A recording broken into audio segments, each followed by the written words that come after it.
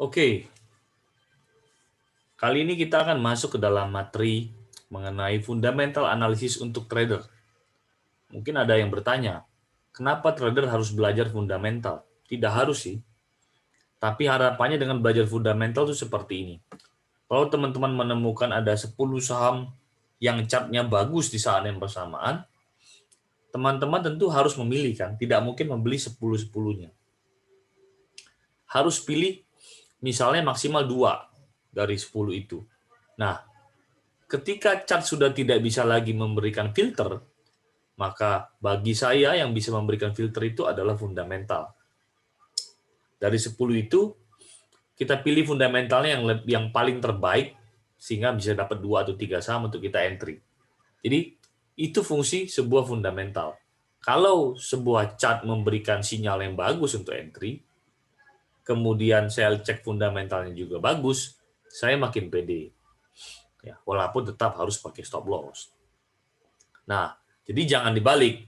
Kalau kita trader itu, pertama kita lihat dulu chartnya bagus, baru kita cek fundamentalnya.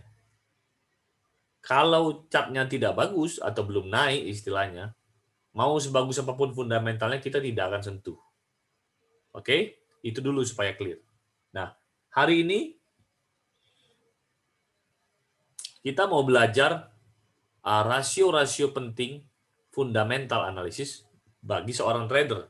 Ribet nggak? Nggak. Kita akan belajar proses yang sangat simpel sekali. Cara analisanya juga sangat simpel, tapi cukup powerful untuk membantu kita memfilter pilihan saham-saham yang baik. Oke, kita pelajari bareng-bareng. Seperti teman-teman tahu, itu menurut saya ada 4 penyebab harga saham naik. Yang pertama itu murni hanya digoreng. Kedua, ada corporate action. Ketiga, harga sahamnya terlalu murah atau under value. Dan keempat, perusahaan tersebut mengalami growth yang baik. Nah, jadi mulai sekarang, setiap kali teman-teman melihat chart suatu saham naik, teman-teman mulai berpikir dari keempat ini, kira-kira yang mana yang bikin harga sahamnya naik. Kalau sekarang kan mungkin ada banyak corporate action, tapi bisa juga murni digoreng. Bisa juga harga sahamnya under value, atau dia mengalami growth yang baik, artinya ada turnover biasanya dari rugi tiba-tiba jadi profit. Nah, itu akan dinilai atau dipersepsikan sebagai sesuatu yang positif bagi market. Makanya tidak heran harga sahamnya naik. Oke? Jadi itu. Jadi kita harus belajar. Nah, poin ketiga dan keempat inilah yang akan menjadi bahasan kita kali ini. Apakah yang disebut dengan under value atau apakah yang disebut dengan growth? Ya kan? Itu yang kita pelajari. Nah, ada banyak sekali rasio dalam fundamental, terutama dalam menelisik laporan keuangan. Tapi buat trader, hanya ada 6 ini yang cukup penting yang perlu kita perhatikan, karena 6 ini adalah esensial. Ada price earning ratio atau kita biasa sebut PER, ada price to per book value atau kita sebut PBV, ada net profit margin atau NPM, ada debt equity ratio atau DER, ada earning per share atau EPS, dan ada return on equity atau ROE. Kita akan pelajari semua ke 6 ini. PER, apa itu?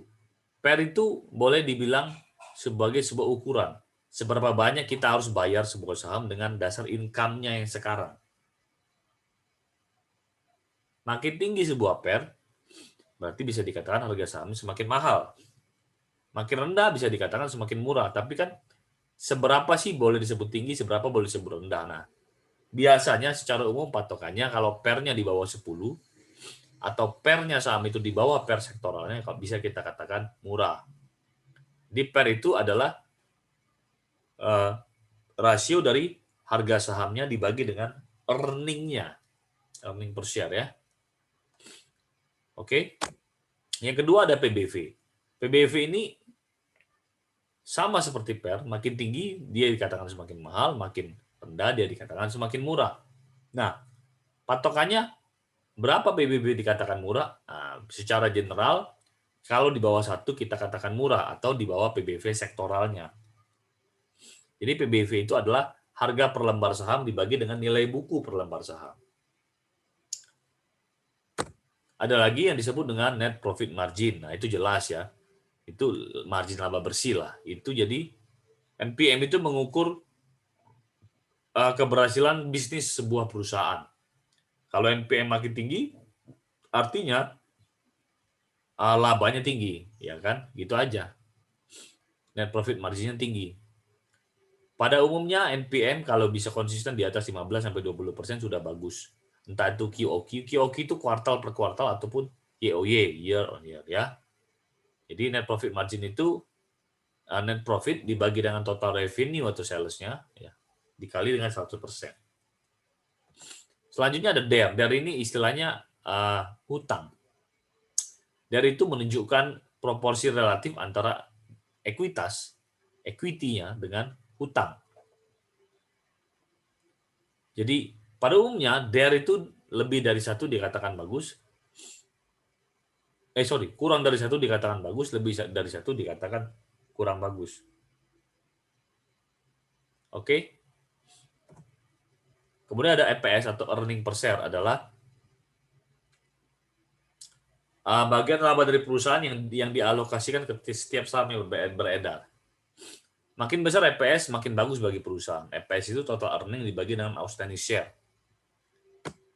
Terakhir ada ROE. ROE itu return on equity. Artinya rasio profitabilitas ya, dia mengukur kemampuan perusahaan untuk menghasilkan laba dari investasi para investor di saham tersebut, di perusahaan tersebut.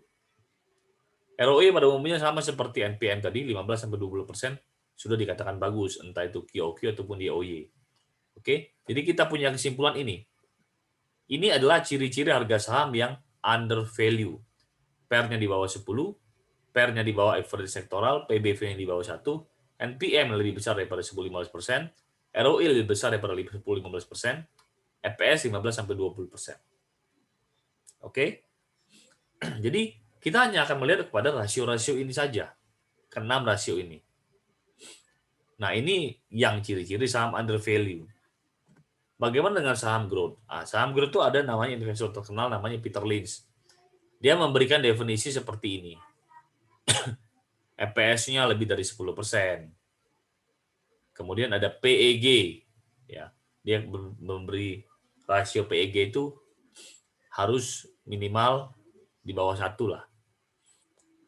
Kemudian, bukan minimal, maksimal di bawah 1. Ada lagi NPM ROE sama, DER juga sama dengan yang under value tadi. Jadi membedakan cuman PEG-nya itu. Nah, sekarang bagaimana cara kita melihat itu? Apakah kita perlu menghitung sendiri? Enggak. Kita menggunakan RTI. RTI ini teman-teman bisa install di HP atau di PC teman-teman sendiri. Dan ini bisa dicek. Kita bisa melihat rasio-rasio itu dengan gampangnya. Di sini. Ya. Jadi ketika melihat ini enak kita sudah tahu. Oh, PER-nya misalnya saham ini WG pada waktu kapan ini? Dia punya PER 10,37 kali, berarti ya lah. PBV-nya agak mahal 1,7 ya. NPM-nya di bawah 10%. ROE-nya di atas 15%. Oke, DER-nya kurang bagus. Jadi ini kurang bagus. Nah, bagaimana kita membanding-bandingkan antara saham itu? Ya. Ini kan sudah selesai ya. Simpel sekali. Tapi bagaimana kita membanding-bandingkan antara saham? Nah, itu kita bandingkan masing-masing kategori ke-6 ini tadi ke masing-masing saham. Nah, memang yang paling gampang itu melihat di Stockbit sebenarnya. Makanya kalau bisa langganan Stockbit itu enak untuk melihat fundamentalnya. Karena kadang-kadang di RTI itu laporan keuangannya belum keluar ya, belum update, tapi di Stockbit sudah update duluan. Nah, nanti saya akan berikan contoh ya di channel aja. Saya akan berikan contoh cara menilai atau membandingkan saham-saham satu sektor. Kita lihat fundamental, kemudian kita mengambil kesimpulan mana yang paling bagus atau paling under value. Oke? Sampai di sini fundamental untuk trader tidak banyak. Rasionya juga kita rasanya tidak perlu terlalu mendalami lah ya, tapi paling tidak kita memahami secara basic prinsipalnya seperti apa. Nah, harapannya apa? Harapannya nanti teman-teman lebih banyak prakteknya. Itu yang lebih penting. Oke? Saya pikir itu, jadi nggak ada banyak materi-materi fundamental, hanya seperti ini saja. Sampai berjumpa di materi yang berikutnya dan yang lainnya. Terima kasih.